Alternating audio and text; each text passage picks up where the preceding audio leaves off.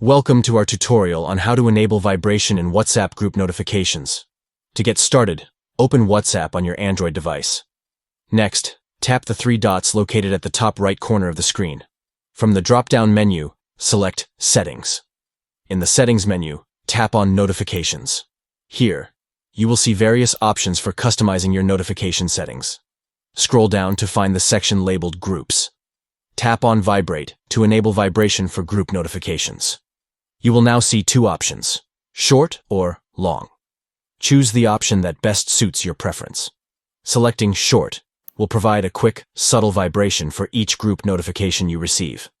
On the other hand, choosing long will give you a more noticeable and prolonged vibration alert. With these simple steps, you can ensure that you never miss a notification from your WhatsApp groups.